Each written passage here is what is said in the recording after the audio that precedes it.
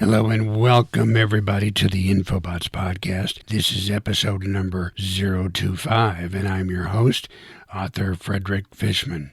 Today and every day we are sponsored by me. So for links to all of my books, apparel, and gear, go to my main Infobotts website at infobotts.com. That's spelled with two T's at the end, if you please. infobotts.com. You can also help us out and show your support by visiting our Patreon page at patreon.com/Infobotts Podcast.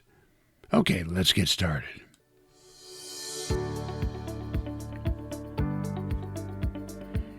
Did you know that during World War II, over 20 German submarines, or U-boats as they called them, sank more than 70 ships in the Gulf of Mexico between 1942 and 1943.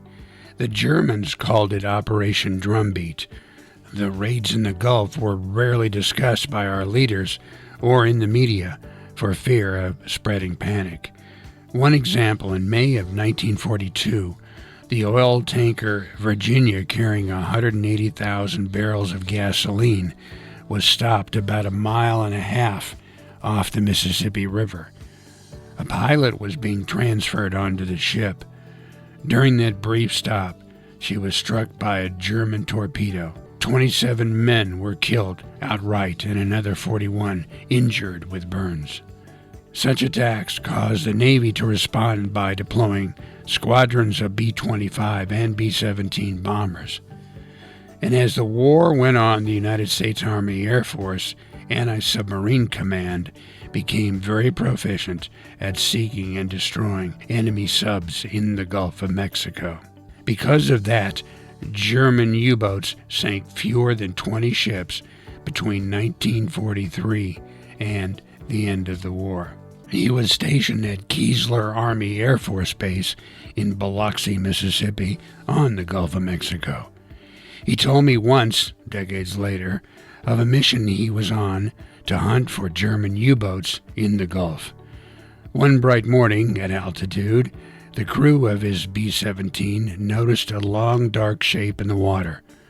Preparations in the B-17 were made. Bomb bay doors opened. Careful track plotting put the aircraft on a direct line to attack from the rear of that shadow. I listened with rapt attention. My father was a hero. He sunk a German U-boat, I thought.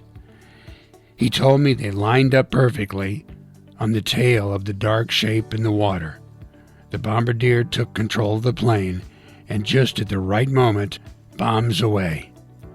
Several of the small bomb load hit, others off to the side. They had successfully struck the object. The plane circled around to see their prize.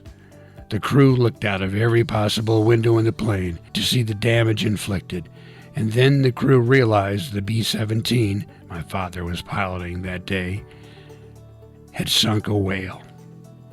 And now you know.